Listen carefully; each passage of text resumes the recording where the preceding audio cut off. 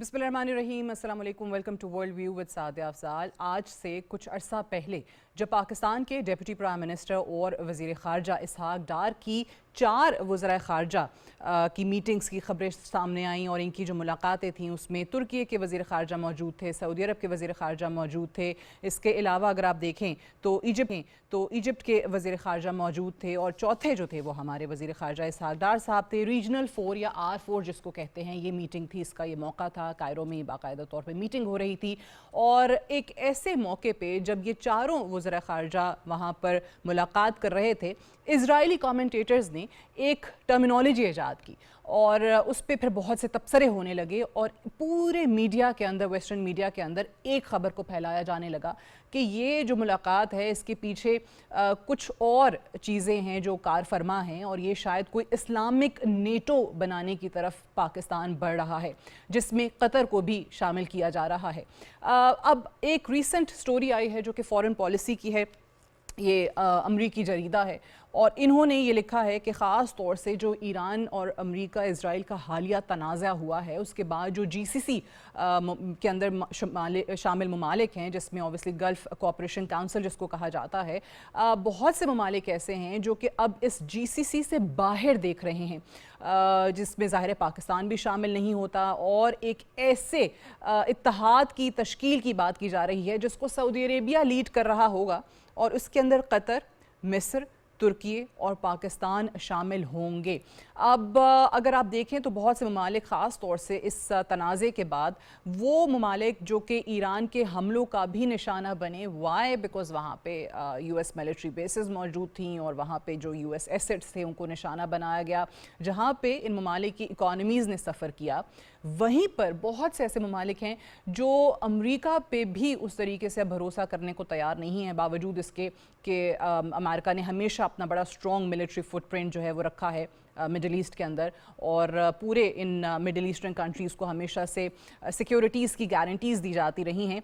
लेकिन क्योंकि वो सिक्योरिटीज़ की गारंटीज़ आपको कहीं इस तनाज़े के दौरान नज़र नहीं आई, ये कहा जाता है कि जनाब अमेरिका इन तमाम ममालिक को जो इनके इत्तेहादी हैं उनको तनहा छोड़ के चलता बना और कहीं किसी मुल्क की मदद के लिए नहीं आया, तो ऑब्वियसली एक थोड़ा ट्रस्ट डेफिसिट बहुत बढ़ रहा है और ये ममालिक अब जो एक ट्रेडिशनल पार्टनर्स इनके रहे हैं या जो ट्रेडिशनल एक इत्तेहादी रहा है अमेरिका ख़ास तौर से, उससे बाहर देख रहे हैं और अपनी ज़रूरियात एक ऐसे प्लेटफॉर्म की मदद से पूरी करना चाहते हैं जिसका हिस्सा वो पाकिस्तान को भी इस वक्त यकीनी तौर पे देखते हैं।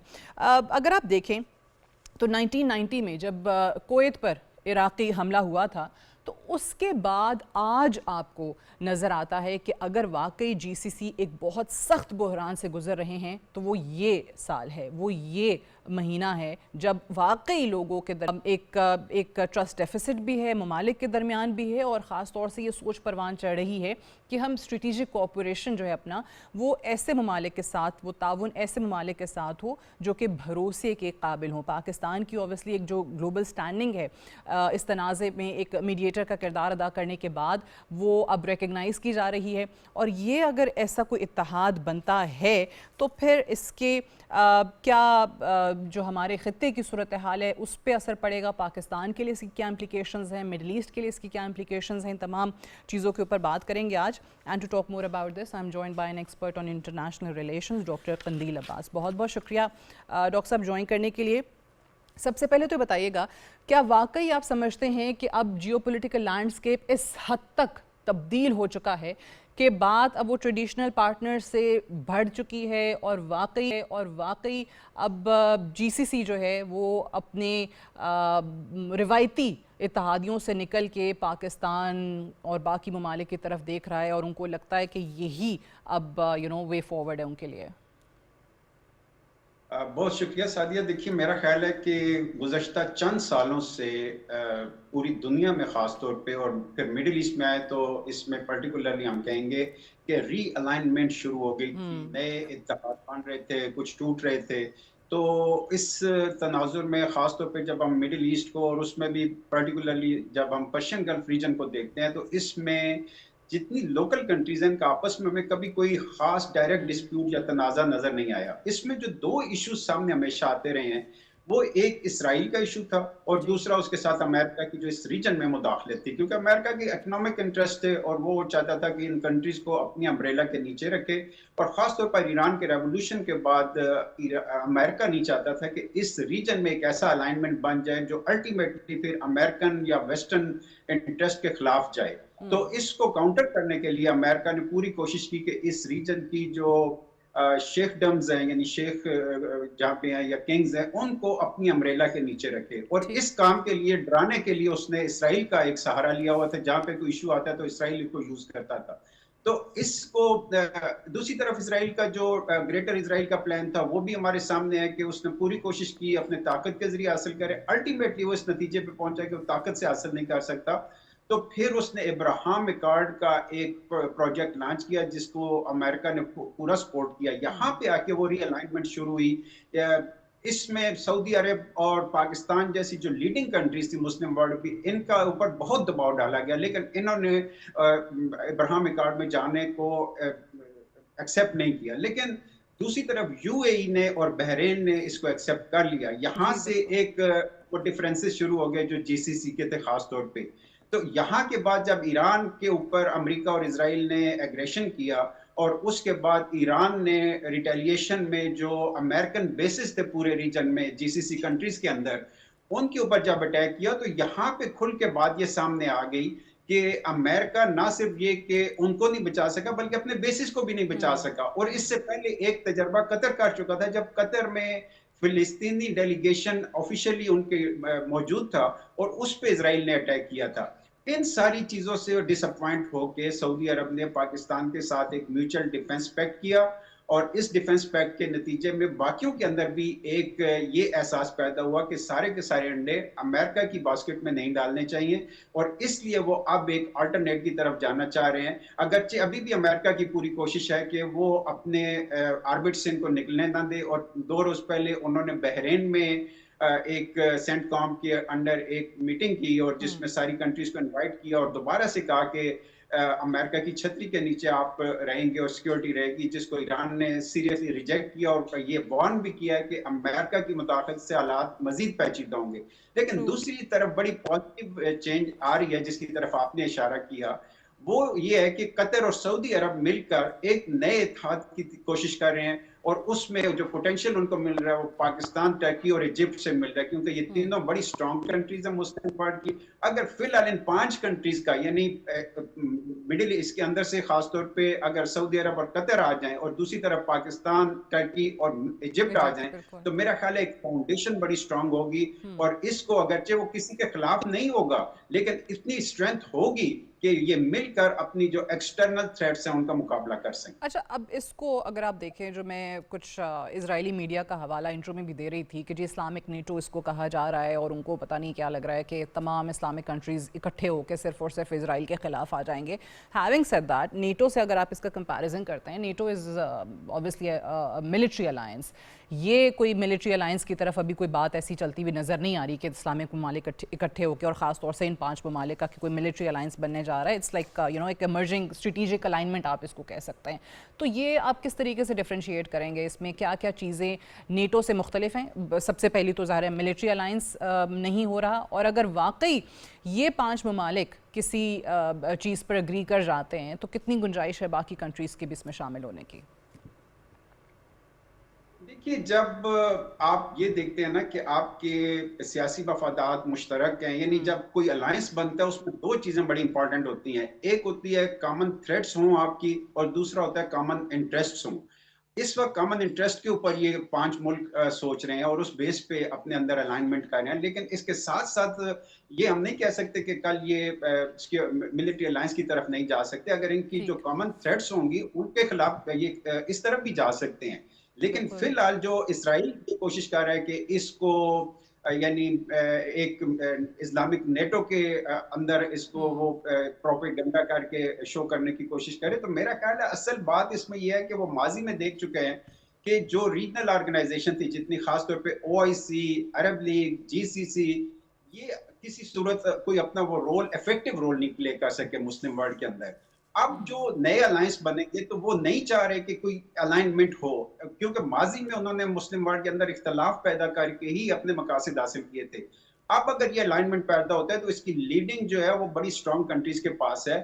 और वो इब्राहिम अकॉर्ड का जो प्रोजेक्ट लेके आए थे, खासतौर पे वो तूफान उल अक्सा के बाद तो बिल्कुल ही वो उसके अंदर एक मशकूक हो गया था, लेकिन अब जो ईरान के ऊपर अटैक हुआ है और उसके बाद जो पूरे रीजन में ना बदअमनी आई है, इसके बाद मैं नहीं समझता कि कोई और मुल्क इतनी आसानी से ये हिम्मत करेगा कि वो इब्राहिम अकॉर्ड की तरफ जाने का सोचे। कोई ऐसा ट्रू। सोच भी नहीं सकता। तो ये चीज इसराइल को बहुत ज्यादा थ्रेट कर रही है या उसके लिए तशवीश का बायस है कि अगर ये कंट्रीज, इस्लामिक कंट्रीज आपस में मिल जाती हैं तो उसका काम और ज्यादा मुश्किल हो जाएगा, क्योंकि तकरीबन ये सब कंट्रीज का एक मुतालबा है कि फिलिस्तीनी स्टेट बनाएं और बाकी स्टेट्स के हुकूक का ख्याल करें, तो फिर आप इस रीजन में हमसे कोई तवक्को करें। अदरवाइज इसराइल का जो इलेजिटिमेट एग्जिस्टेंस है उसको एक्सेप्ट करने को कोई तैयार नहीं है। अभी आप देख लें कि लेबनान के साथ जो जंगबंदी हुई, अमेरिका की ईरान के साथ जो जंगबंदी हुई, इसकी वायलेशन रिपीटेडली हो रही है। और बिल्कुल। अगर ये रिपीटेडली वायलेशन जारी रहती है तो जैसा कि कालीबाफ साहब ने कल बड़ी वार्न किया है कि अगर ये वायलेशन होती है, जो समझौता हो चुका है इस्लामाबाद में, तो फिर ईरान उसके ऊपर बड़ा सख्त रिटेलिएट करेगा।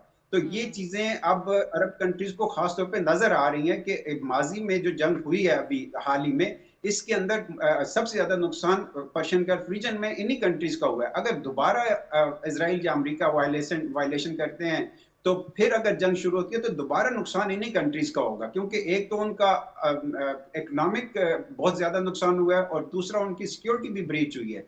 तो इस बुनियाद पर मेरा ख्याल यह है कि इस वक्त अमेरिका को रेजिस्ट कर रहे हैं इस रीजन के तमाम ममालिक भी कि आप ईरान के खिलाफ फौजी कार्रवाई से गुरेज करें। और दूसरी तरफ खास तौर पे सऊदी अरब की तरफ से काफी सारी खबरें ऐसी आई हैं कि जिसमें माजी में यानी जंग के दौरान भी सऊदी अरब ने अमेरिका के साथ कोऑपरेट करने से इनकार कर दिया था। और इसमें मेरा ख्याल है अगर ये अलाइनमेंट जिसकी आप बात कर रहे हैं ये इमर्ज करता है तो जाहिर है कि इसराइल के जो तोसी पसंदाना अज़ाइम है इस रीजन में उनको उनको कंट्रोल धचका करने में लगता बड़ी मदद। बिल्कुल सही। अच्छा डॉक्टर साहब, for decades I mean the GCC defined gulf politics. अब कितनी वो इफेक्टिव थी, कितनी इनफेक्टिव थी, वो एक हम अलग उस पर डिबेट कर सकते हैं, लेकिन अब अगर एक पैरेलल सिक्योरिटी आर्किटेक्चर नज़र आता है आउटसाइड द जीसीसी, तो इस पे वो ममालिक जिनका आपने भी जिक्र किया जो अब्राहम अकॉर्ड्स का हिस्सा बने और बाकी ममालिक का इत्तेहाद होता हुआ देखते हुए शायद थोड़ा सा स्केप्टिसिज्म का मुजाहरा भी इस वक्त वो कर रहे हैं,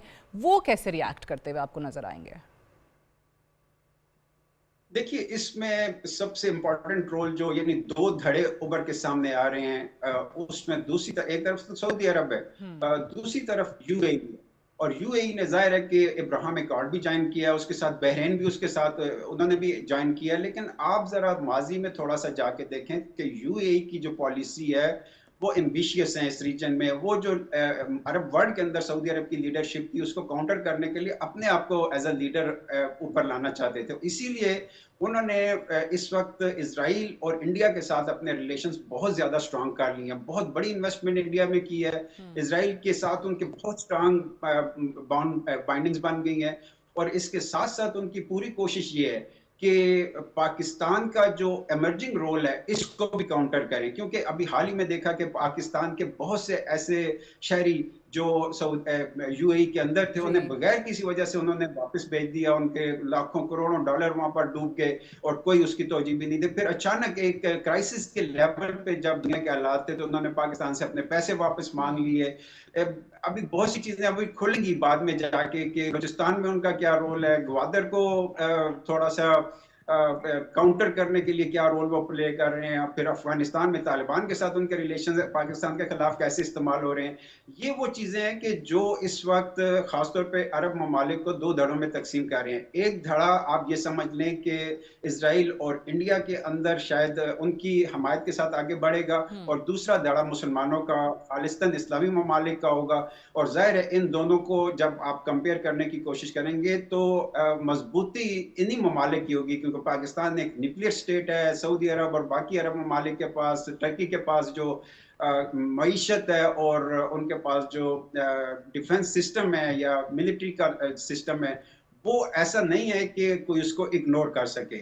वो मगरबी ममालिक हों या इसराइल हो या अमेरिका हो, कोई भी इसको इग्नोर नहीं कर सकता। और इसके साथ साथ एक और इम्पॉर्टेंट चीज़ ये है जिसकी तरफ आपने अभी इशारा किया कि जो पर्शियन गल्फ स्टेट्स हैं, ये अल्टरनेट की तरफ जाने का जब सोचती हैं, यानी अमेरिका को सिर्फ उन्होंने रिलाई करके देखा कि फ़ायदा हम्म। नहीं हुआ। हम्म। अब वो एक तो इस रीजन में पाकिस्तान, टर्की, इजिप्ट इनकी तरफ भी देख रहे हैं और दूसरा चीन और रूस की तरफ भी वो देख सकते हैं। अब ये जो अगर चीन और रूस थोड़ा एक्टिव होके सामने आए तो मेरा ख्याल है कि रीजनल लेवल पर भी और ग्लोबल लेवल पर भी एक बड़ी रीअलाइनमेंट आपको नजर आएगी। प्रेसिडेंट ट्रंप पहले ही परेशान है चाइना, रशिया और नॉर्थ कोरिया के अलायंस से। आपने देखा होगा उनका रीसेंट स्टेटमेंट भी जो उसके ऊपर आया, और अगर ये उनके ट्रेडिशनल इत्तेहादी जो हैं मिडिल ईस्ट के अंदर वो भी उस तरफ जाना शुरू हो जाते हैं तो ज़ाहिर है फिर ज़्यादा परेशानी की बात बनेगी। तो इसमें आपको क्या लगता है कि यूएस की तरफ से ख़ास तौर से क्या रिएक्शन आ सकता है एक ऐसे वक्त में जब आपने बहुत यू राइटली पॉइंटेड आउट कि वो जो एक उनका एम्बिशन है इजराइल का, एक जो एक्सपेंशनिस्ट एजेंडा है उसको धचका लगेगा, तो फिर यकीनी तौर पे वो जो अमेरिका में उनकी स्ट्रॉन्ग ज़ायनिस्ट लॉबी बैठी हुई है, जो पूरे कॉर्पोरेट वर्ल्ड को उन्होंने अपने कब्ज़े में लिया हुआ है। अमेरिका में बहुत ज़्यादा पॉलिटिशियंस जो हैं वो भी इस वजह से काफ़ी मसलहतों का शिकार रहते हैं, तो फिर उन पे भी दबाव बढ़ेगा। तो फिर अमेरिका कैसे रिएक्ट करेगा? चलें, अभी तो प्रेसिडेंट ट्रंप है, ये साल नहीं, अगला साल नहीं, कल को कोई और भी प्रेसिडेंट आता है तो उस पर भी यही प्रेशर रहेगा। साथिया देखिए, मेरा ख्याल है ट्रंप साहब ने अमेरिका के लिए अमेरिका के गोर्बाचोव का रोल प्ले कर दिया अब। यानी उन्होंने जो पॉलिसीज बनाई उससे जो एक प्रेस्टीज थी, हम कहते हैं जो एक आलमी सतह पर एक वकार था अमेरिका का, उसको उन्होंने तकरीबन डुबो के रख दिया है। बहुत सी जगहों पे अब माजी की एक सुपर पावर का नाम दिया जाता है अमेरिका को। इस वक्त अमेरिका की जो इतनी बड़ी जंग हुई, यानी दो न्यूक्लियर पावर इजराइल और अमेरिका ने मिलकर एक नॉन न्यूक्लियर पावर के ऊपर अटैक किया और वो अपने ऑब्जेक्टिव्स अचीव नहीं कर सके। ये पूरी इंसानी तारीख में ऐसी मिसाल आपको नहीं मिलेगी। तो इसको बुनियाद बनाकर आप ये देखें कि वो आए थे रिजीम चेंज के लिए, वो आए थे यहाँ पर ईरान का एटॉमिक प्रोग्राम खत्म करने के लिए, लेकिन वो ईरान बड़ी खूबसूरती से उनको ले जाकर उन्होंने स्टेट ऑफ हुर्मुज में फंसा के रख दिया और वहीं पे उनके पांव फंसे हुए हैं। और वहां अब मुस्तकिल तौर पर एक ऐसी चीज ईरान के हाथ आ गई है कि जो आलमी सतह पर इकोनॉमी को शदीद धचका पहुंच सकता है स्टेट ऑफ हुर्मुज से, और इसकी रियलाइजेशन अमेरिका को हो चुकी है। अब इस पूरी जंग के दौरान हमने देखा कि रूस और चाइना ने अगरचे बैक पे बैठकर तमाशा देखा कि अमेरिका किस तरह नाकामियों से दो चार हो रहा है, और अब वो इस बात की तैयारी कर रहे हैं कि पोस्ट वार पीरियड में किस तरह दुनिया की जो रीअलाइनमेंट होगी अपना रोल पॉजिटिवली प्ले करें, क्योंकि ये ऑलरेडी दुनिया देख रही है कि जो पावर सेंटर्स हैं वो ग्रेजुअली वेस्ट से ईस्ट की तरफ मुंतकिल हो रहे हैं। और जो वेस्ट के अंदर क्राइसिस है इस वक्त, सोशल क्राइसिस है, पॉलिटिकल क्राइसिस है और सबसे बड़ी इकोनॉमिक क्राइसिस है, उनकी वजह से हमें ईस्ट में निस्बतन एमरजेंस नजर आ रहा है, उभरती हुई ताकतें नजर आ रही हैं। आप पाकिस्तान को देखें कि जब मार्का हक हुआ, इंडिया जैसी बड़ी अपने से 10 गुना बड़ी ताकत को एक शदीद शिकस्त से दो चार किया, और उसके फौरी बाद आप देखें वो रिस्पेक्ट जो पाकिस्तान को मिली है, वो उसकी वजह से पाकिस्तान एक मिडिल पावर से तकरीबन ग्लोबल प्लेयर बन गया। रीजनल प्लेयर तो था ही और ग्लोबल लेवल पे चला गया। हाँ, यहाँ पे एक ईरान की जो मिसाल है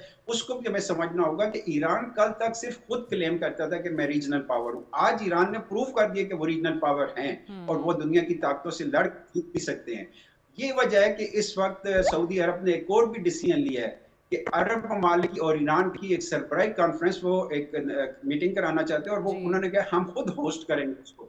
अगर ये ईरान और पर्शियन गल्फ रीजन के अंदर की स्टेट्स के अंदर और फिर पाकिस्तान, टर्की और इजिप्ट में अगर इस तरह का अलायंस बनता है, तो मेरा ख्याल ये है कि ये वो नेटो को लोग भूल जाएंगे जिसका नाम वो ले रहे हैं। ये एक खुद अपनी मिसाल आप अलायंस हो गई।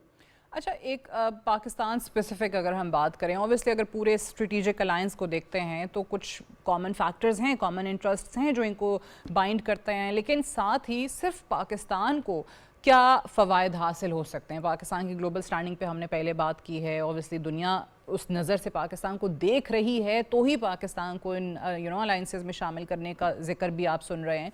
और अगर ये चीज़ वाकई फ्रूटेशन की तरफ बढ़ जाती है तो पाकिस्तान को, ख़ास तौर से पाकिस्तान की इकॉनमी को क्या फ़ायदे आपको नज़र आते हैं? देखिए, माजी के जो हम तकरीबन 75 या 80 साल हम देखते हैं पाकिस्तान की तारीख के, तो totally Pakistan internal instability, regional crisis और ग्लोबल प्रेशर्स के अंदर रहे।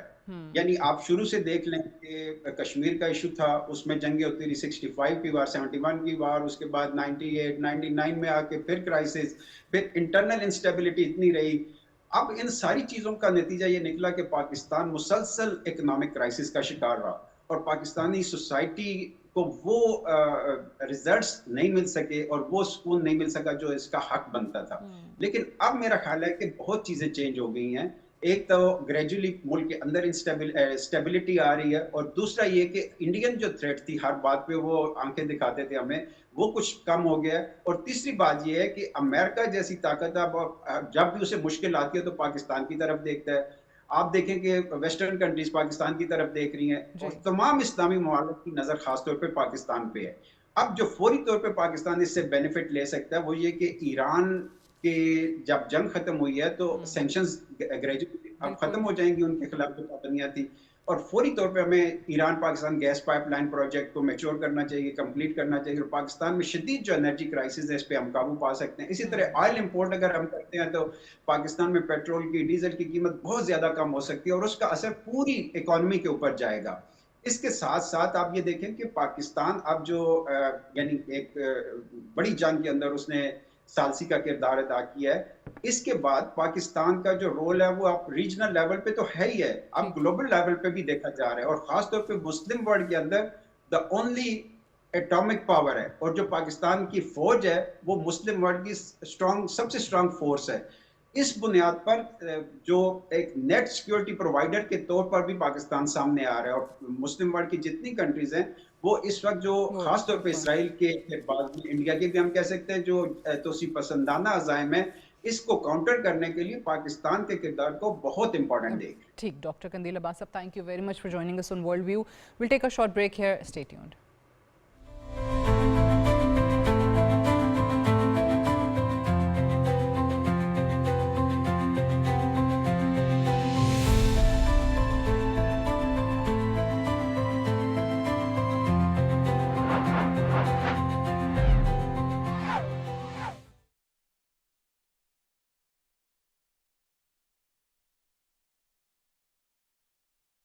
Allahu Akbar, Allahu Akbar, Allahu Akbar, Allahu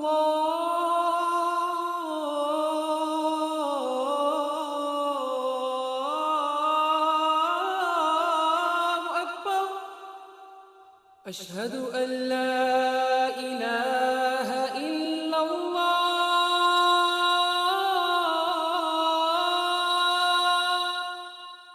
أشهد أن لا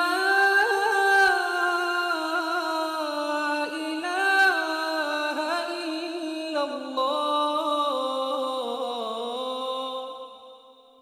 أشهد أن محمد رسول الله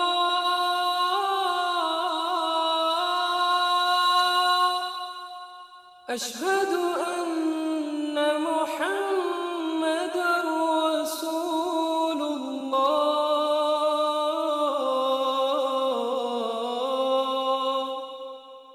حي على الصلاة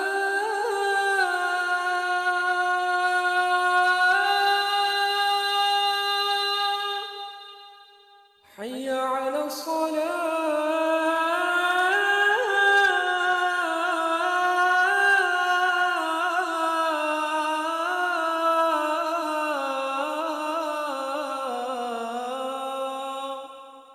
حي على الفلاح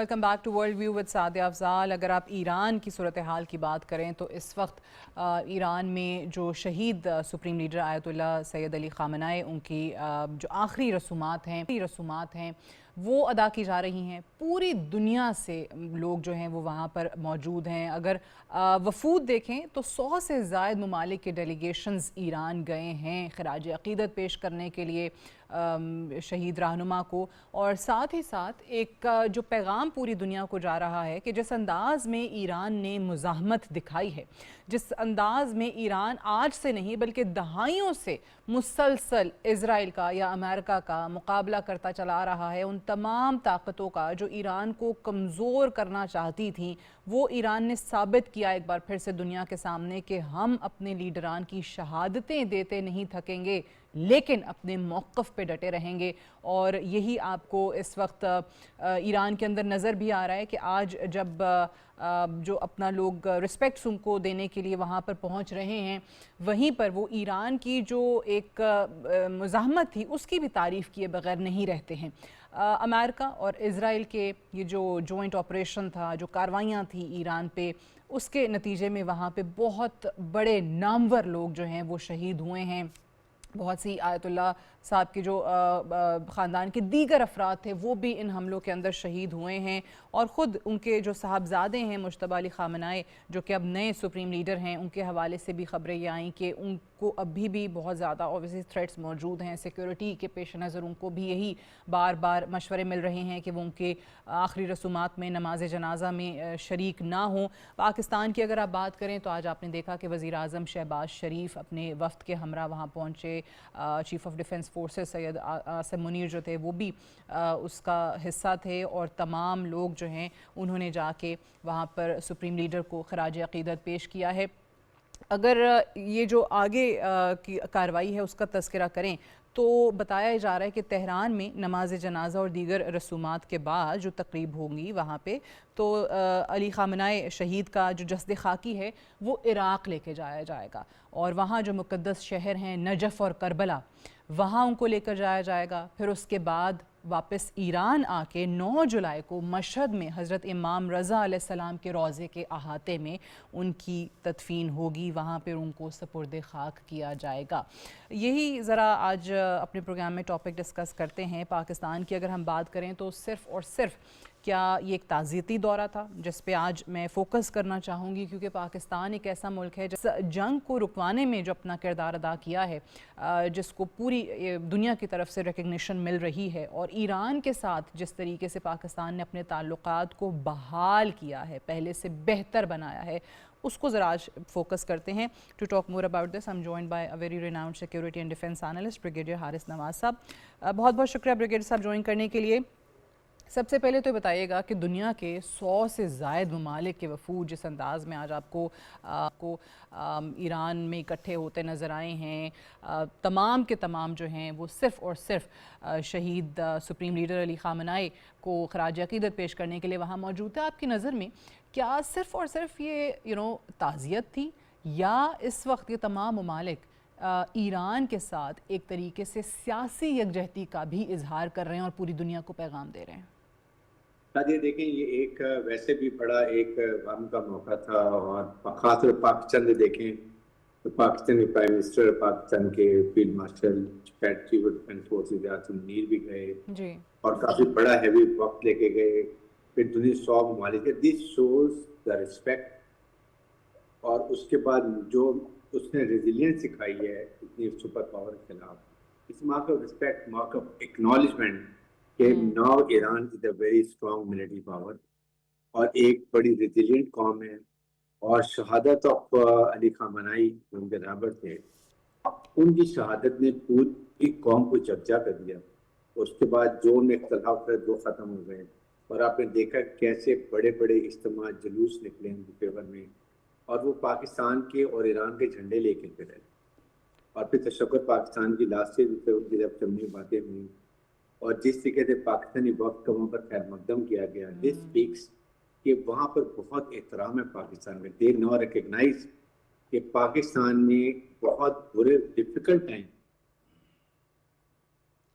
बिल्कुल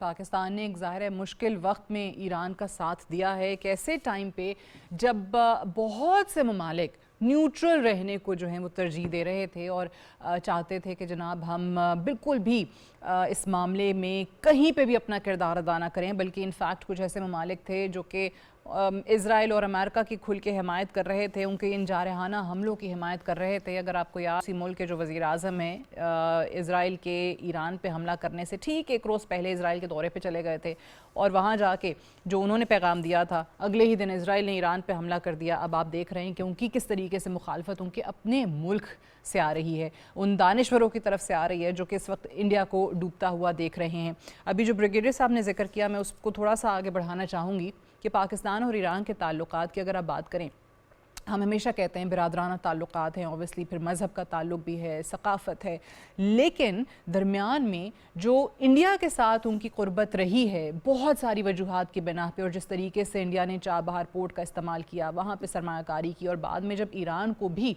वो मकासद सामने नज़र आना शुरू हुए कि कैसे जो उनके भारतीय सिटीज़न्स थे वो ही वहाँ पर ईरान के ख़िलाफ़ मुसाद को और इज़राइल को मदद फराहम कर रहे थे और कैसे वहाँ पर जासूसी हो रही थी, तो यकीनी तौर पे उन ममालिक के ताल्लुकात को भी धचका लगा और फिर ईरान को भी ये बहुत ज़्यादा बखूबी अंदाज़ा हुआ कि पाकिस्तान ही हमारा सच्चा दोस्त है। और अब आप देख रहे हैं कि वो मरासिम किस तरीके से बढ़ रहे हैं। ब्रिगेडियर साहब प्लीज़ कंटिन्यू। ये तो उसके बाद देखिए, यही ईरान ने रियलाइज़ किया, जो आपने एग्जैक्ट बात की, कि जिस तरीके से उनके क्लोज से इंडिया ने कितना वहाँ पे चाबहार में 50% कम कीमत पे वो ऑयल उनसे लेता रहा, उनसे तमाम फ़वाइद हासिल करता रहा। लेकिन जब वक्त आया जून में, किस तरह उनकी कमर में छुरा घूमा, और उसके बाद मुसाद के साथ मिल के और ने उनके साइंटिस्ट, उनके कमांडर्स को जिस तरीके से मरवा दिया। फिर उसके बाद अभी भी आपके सामने उनका जब एक जहाज़ गया वहाँ पर उनको तकरीबन 150 करीब उनके सेलर्स को मरवा दिया, और एक उसमें तशवीश का इजहार तक नहीं किया। इवन अली खमानाई जब शहीद हुए उसके बाद इदारे नहीं किया, गम का इजहार नहीं किया। तो ये चीज़ें उनको पता है। और पाकिस्तान ने दोनों लड़ाइयों में इखलाकी, डिप्लोमेटिकली जिस तरीके से साथ खड़ा हुआ, हर मौके पे यूनाइटेड नेशन में हमारी जो जहाँ जहाँ पाकिस्तान से जिस फोरम पे बन सका, पाकिस्तान ने ईरान की जो सफारती हिमायत है वो जारी रखी, और एंड रिज़ल्ट क्या है वो हमारे सामने है कि पाकिस्तान ने अमेरिका जो कि सुपर पावर है, भले ही लोग कहें कि जनाब वो अब उतने ताकतवर नहीं रहे हैं, जो कि काफ़ी हद तक बात दुरुस्त भी है, मुकाबले में और ताकतें और ममालिक भी आ चुके हैं और दुनिया जो है वो यूनिलैटरल दुनिया अब नहीं रही है और मल्टी पोलर वर्ल्ड की तरफ हम बढ़ रहे हैं। But at the same time अभी जो रीसेंट उस ताकत के हवाले से भी बात की जाए, जो बयानात वहाँ से भी पाकिस्तान के एफ़र्ट्स की रिकग्निशन में आए हैं, वो भी कुछ कम नहीं है पाकिस्तान का जो असल किरदार है दुनिया के सामने रखने के लिए। ब्रिगेडियर साहब, तो इसके साथ आप ये देखिए, उसके बाद जिस तरीके से फील्ड मार्शल ने आउट ऑफ द वे पूरी खुलूस दिल से, खुलूस नीयत से और बहुत ही क्लैरिटी के साथ न्यूट्रल होके अमेरिकन प्रेसिडेंट का कॉन्फ्रेंस जीता, उनके वाइस प्रेसिडेंट कॉन्फ्रेंस जीता, ईरानी लीडरशिप कॉन्फ्रेंस जीता, हर मौके पे डायरेक्ट कम्युनिकेशन। कई दफ़ा पता चला कि ये बहुत ज़्यादा एक गैप हो गया, टकअप हो गया, कोई प्रॉब्लम आ जाएंगी, लगते जंग बदी ख़त्म हो जाएगी। ही नेवर गिव अप, खुद ईरान गए, उसके बाद मसौदा तैयार किया, दोनों ने अप्रूव किया, एंड फाइनली डिस्पाइट इंडिया की और इसराइल की स्पॉयलर्स के ये मसौदा जेनेवा में इस्लामाबाद अकॉर्ड MOU साइन, जो दुनिया के बड़े ममालिक नहीं कर सके, जो 47 जो साल का दुश्मनी थी वो खत्म न करा सके, वो पाकिस्तान ने मिल के कराया। और उसके साथ साथ खलीज मालिक के साथ भी ईरान के ताल्लुकात अच्छे करा दिए। सबसे बड़ी बात एक और जो कारनामा है फील्ड मार्शल को, ये कि ईरान और खलीज मालिक को समझाया कि please don't fight amongst yourself, ये सेल्फ डिस्ट्रक्शन चाहता है इजराइल, ये चाह रहा सेक्टरियन क्लैश करें, सेल्फ डिस्ट्रॉय करें, उसका ग्रेटर इजराइल का ख्वाब पूरा हो जाए। ये उनको अब समझ आ गई। अब आपने देखा जब ये मुज़ाकरात हो रहे थे, कितनी दफ़ा सऊदी डेलीगेशन, कतरी डेलीगेशन ईरान गया और ईरान के डेलीगेशन कतर और सऊदी अरब गए। Now they very close, they understood कि इनकी security is when they are all together. This is the one they realize. ये फील्ड मार्शल कराया जाता है। इसकी वजह से भी वो पाकिस्तान की बहुत मरोनी मिन्नत है ईरानी में। और उसके साथ अब आपके सामने देखें जो अपने इसके बाद के आप देखिए वो भी प्रेसिडेंट ईरान के सबसे पहले पाकिस्तान में जो ही मुआहदा हुआ है आके उन्होंने कहा कि व्हाट डू यू वांट, आप बताइए कैसे हम और क्लोज ट्रेड कर सकते हैं। $10 बिलियन का पहले ही हमने एक मुआहदा किया हुआ है। देन ईरानियन गैस पाइपलाइन आई हुई है बलूचिस्तान में, फिर उसके बाद ऑयल हमें बहुत सस्ता मिलेगा, हो सकता है लोकल करेंसी मिले में रिलीफ मिलता है तो एक्सपोर्ट कर रहा होगा ईरान। लोकल करेंसी में हो सकता है हमें मिल जाए। $15-20 बिलियन हम सेव कर सकेंगे। इसके बाद उनकी और गुड्स बड़ी सस्ती हैं वो हम करेंगे। फिर हमारी सिक्योरिटी भी आपके सामने एक क्वाड बन रहा है। ये it is order because these relation जो पाकिस्तान इज रम्ड अप मार्का के बाद जो हमारा स्टेचर हाई हुआ है वो दुनिया ने रिकग्नाइज किया है कि पाकिस्तान ने इतने बड़े मुल्क को 3 से 4 दिन के अंदर जो फील्ड मार्शल ने कारनामा की जिल्लत में शिकस्त इंडिया को आइसोलेट कर दिया, रीजनल स्टेबलाइजर बन गया, नेट सिक्योरिटी प्रोवाइडर बन गया। सऊदी से हमारा स्ट्रेटेजिक डिफेंस मुआहदा हो गया। अभी तुर्की है, मिस्र और उसके बाद सऊदी अरब, इवन ये कतर भी और पाकिस्तान एक और आपस में इनका काफी क्लोज हो रहे हैं। बिल्कुल। फिर ये चीजें जो रियलाइज हुई हैं ये आई थिंक ये नया एक्सप्लोर डायनामिक्स हो रहे हैं, नई चेंज आ रही है यहाँ पर। और अमेरिका खलीजी मालिक अमेरिका से बड़े डिस्टर्ब हैं कि हमने $3.3 ट्रिलियन का हमने इनसे वेपन हमने लिया। ईरान का हवा क्रिएट हुआ था, जब वक्त आया तो हमें छोड़ के वो इजराइल के सपोर्ट पे चला गया, हमें छोड़ दिया। तो अब वहाँ भी चेंजेस होंगी। तो ये सारी चीजें मेरे ख्याल में ईरानी ने अंडरस्टूड की कि पाकिस्तान जो कुछ कर दिया वो कोई और नहीं कर सका ईरान के साथ। हमने बिना खौफ व खतर और बेलॉस हमने उनके साथ खड़े हुए। अच्छा, आपने अभी बड़ी इंटरेस्टिंग बात की, जो अभी एक नए अलायंस की ऑब्वियसली बातें हो रही हैं, बाज़गश चल रही है और सऊदी अरेबिया की सरबराही में ईरान और गल्फ़ कंट्रीज़ का एक सरबराही इजलास की भी बात हो रही है जिसमें पाकिस्तान क्या किरदार अदा कर सकता है। ये तो सबको पता चल गया कि जी ईरान और अमेरिका के दरमियान एक बड़ा ब्रिज का किरदार पाकिस्तान ने अदा किया है, बट ईरान और इन गल्फ़ कंट्रीज़ के दरमियान कैसे आपको लगता है कि मज़ीद ताल्लुकात बेहतर करवा सकता है? ये चाइना और पाकिस्तान ने पहले भी ईरान और सऊदी को क्लोज किया था 2023 में जो रिप्रोचमेंट। Yes absolutely. और अभी यही रियलाइज कराया पाकिस्तान ने कि आपकी सिक्योरिटी अगर आप अलहदा रहेंगे तो you will remain insecure and that is what Israel wants कि आपको अलहदा करके वो भी करे और उसके बाद वो ग्रेटर इजराइल का ख्वाब पूरा करे। अगर ईरान और ये खलीजी मालिक इकट्ठे हैं और ये दे अंडरस्टैंड अपने आप को स्ट्रॉन्ग करते हैं तो फिर इजराइल का कभी भी ग्रेटर इजराइल ख्वाब पूरा नहीं हो सकता। और जो इजराइल चाहता था कि यही वो चाह रहा था कि ईरान बिल्कुल मिलिटरी 0-0 हो जाए, 0/0, no nuclear capability, no missile capacity, no drone capability and regime change. Reza Shah Pahlavi के बेटे को ले आओ, उसको लाके बिठाओ, वो आते ही इनको रिकग्नाइज कर ले and that is end of it. फिर वो उसके बाद कोई इसको डर नहीं है कि बाद जब वो ग्रेटर इजराइल के लिए आगे जाता पीछे से कुछ थ्रेट ना होता। Now it is not there. This is the best thing जो पाकिस्तान ने ये सब कुछ किया। और आज आप देख लें कि किस तरीके से हालात में ये एक बहुत बड़ी अचीवमेंट है पाकिस्तान की, जिसकी वजह से आज इजराइल इसीलिए बिल्कुल वो आइसोलेट हो गया और वो इसी अमेरिका भी उनसे नाराज बिकॉज दे डोंट वांट कि ये जहां पर ये मुआहदा हो।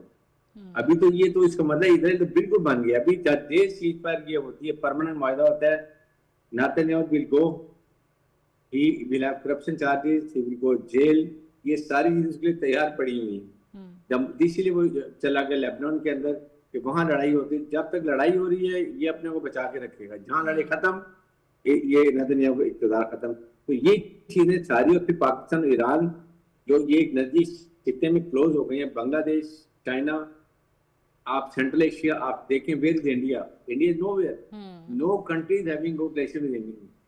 आई थिंक ये इन्वायरमेंट के अंदर फील्ड मार्शल ने जो हक में मार्का एक हक जो जीता मारा था, उन्होंने पीस के मैदान में भी मारा है और ये बहुत बड़ी अचीवमेंट है। आई थिंक पाकिस्तान को इसीलिए अब दुनिया रिकग्नाइज कर रही है। हर एक पाकिस्तान से बात करना चाहते हैं, हमारी मिलिट्री पावर को उन्होंने देख लिया, उन्होंने ये समझ लिया कि we are very mature and responsible nuclear state with professional and better hardener. Indian irresponsible immature nuclear country जो एक स्टेट ड्रामा करके एक न्यूक्लियर हमसाया मुल्क अटैक कर दे विदाउट रियलाइजिंग इसके कैटास्ट्रोफिक क्या इफेक्ट हो सकते हैं, ये उनको रियलाइज हो। और अमेरिकन ने सोचा था कि ये चाइना को कंडेन करेगा, ये पाकिस्तान को कंडेन नहीं कर सकता, तो what they will do. So I think that's only policy में चेंज आ गई। सही। अच्छा, ये ब्रिगेड साहब एक और चीज़ बताइए ईरान के हवाले से। ऑब्वियसली जो उनकी साल की दहाइयों पर मबनी जो रेजिलियंस है, जो मज़ामत है, जैसे वो डट के असूल की बुनियाद पर मुकाबला करते चले आ रहे हैं तमाम इन आलमी ताकतों का। अब सुप्रीम लीडर की शहादत के बाद उनके ज़ाहिर बेटे नए सुप्रीम लीडर हैं, बड़ी बड़ी शहादतें हुई हैं, बड़ी बड़ी नामवर शख्सियात, अली लारीजानी शहीद हुए, इससे पहले कासिम सुलेमानी शहीद हुए। अब ये जो इस वक्त मौजूदा सेटअप है, आपको क्या लगता है कि वो जो सियासी इस्तेहकाम या जो इदारा जाती इस्तेहकाम है वो वैसे ही कायम रह सकेगा या उसको कहीं ना कहीं कोई नुकसान पहुँचा है? अब आप सादे ये देखें ना, आप ईरान की चाहे टेम्पररी हो, उनकी सैंक्शन रिलीज हो गई, खत्म। ईरान ऑयल और गैस दुनिया को मार्केट प्राइस पे बेच सकते, इससे सुन के रिलीज हो रहे हैं।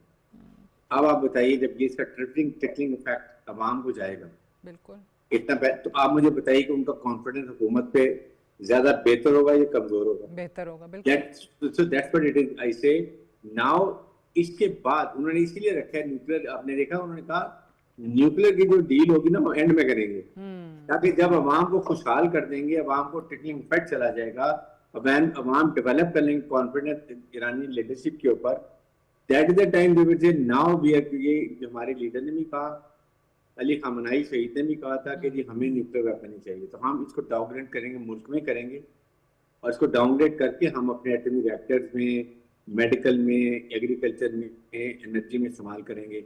तो अवाम कहेंगे this is the end of the, बहुत हमने सफर किया, this is the time we need to have a better lifestyle.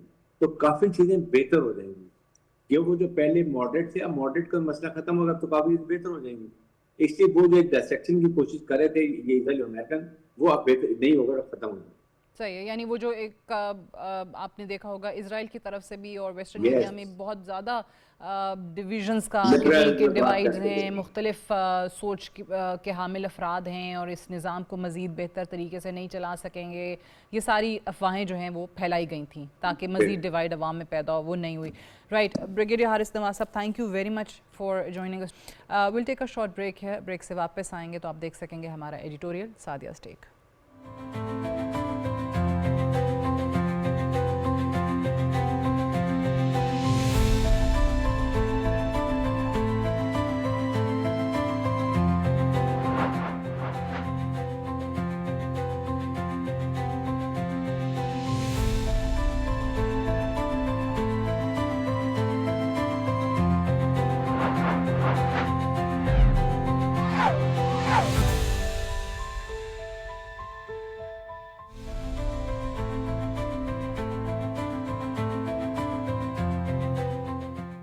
वज़ीर आज़म शहबाज शरीफ का तेहरान का दौरा सिर्फ ताज़ियत है या एक बड़ी सफारती हिकमत अमली? आज हम एक ऐसे दौरे की बात करेंगे जिसने एक बार फिर पाकिस्तान को आलमी सफारतकारी के मरकज़ में ला खड़ा किया है। पाकिस्तान के वज़ीर आज़म शहबाज शरीफ एक आला सतही वफ़द के हमरा ईरान का दौरा करके वापस रवाना हो चुके हैं। वहाँ ईरान के शहीद supreme leader Ayatollah Syed Ali खामनाई की आखिरी रसूमात में शिरकत की और पाकिस्तानी अवाम और हुकूमत की जानिब से ताज़ियत और खिराज अक़ीदत पेश किया। लेकिन सवाल ये है कि क्या ये सिर्फ एक ताज़ियती दौरा था या फिर इसके पीछे खित्ते की बदलती हुई सियासत, ईरान अमरीका जंगबंदी और पाकिस्तान का उभरता हुआ सफारती किरदार भी मौजूद है? ये समझने के लिए हमें चंद माह पीछे जाना होगा। अमरीका और इजराइल की मुश्तरका कार्रवाई में ईरान के सुप्रीम लीडर आयतुल्लाह अली खामनाई की शहादत ने पूरे मशरिक़ वुस्ता को हिला कर रख दिया। इसके बाद खित्ते में शदीद कशीदगी पैदा हुई। ईरान और अमरीका के दरमियान बराह रास्त तसादुम का खतरा बढ़ गया। तवानाई की आलमी मंडियां गैर यकीनी का शिकार हुई और दुनिया को खदशा था कि कहीं ये जंग पूरे खित्ते को अपनी लपेट में न ले ले। ऐसे वक्त में पाकिस्तान ने वो रास्ता इख्तियार किया जो हमेशा से इसकी खारजा पॉलिसी की बुनियाद रहा है। पाकिस्तान ने ना जंग का साथ दिया, ना किसी महाजराई का हिस्सा बना, बल्कि मुसलसल मुज़ाकरात, तहम्मुल और सफारतकारी पर जोर दिया। और इसके बाद पाकिस्तान की सफारती कोशिशों के नतीजे में ईरान और अमरीका के दरमियान राब्ते बहाल हुए। जंगबंदी की राह हमवार हुई और एक ऐसा फ्रेमवर्क सामने आया जिसके तहत दोनों ममालिक ने मुज़ाकरात जारी रखने पर इत्तफाक किया। ये वो मकाम था जहां दुनिया ने पहली मर्तबा महसूस किया कि पाकिस्तान सिर्फ जनूबी एशिया का एक मुल्क नहीं बल्कि एक ऐसा मुल्क भी है जो इंतहाई पेचीदा बैनुल-अक़वामी तनाज़ात में एतमाद साजी का किरदार अदा कर सकता है। इसीलिए आज जो वज़ीर आज़म शहबाज शरीफ का ईरान का दौरा हुआ है, इस दौरे को सिर्फ ताज़ियत के तनाजुर में देखना शायद काफ़ी नहीं होगा।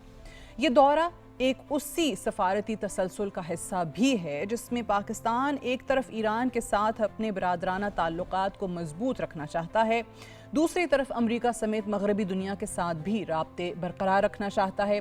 ये तवाज़ुन बरकरार रखना आसान नहीं।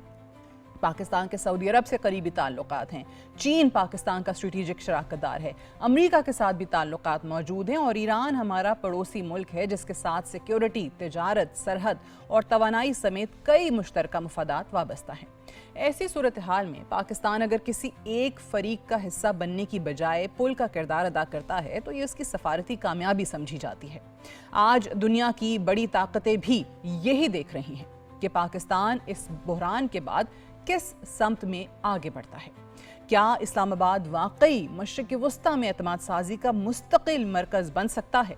क्या पाकिस्तान मुस्तकबिल में ईरान और अमेरिका के दरमियान मज़ीद मुज़ाकरात में भी किरदार अदा करेगा? क्या इस सफारती कामयाबी को मौशी मौक़े में बदला जा सकेगा?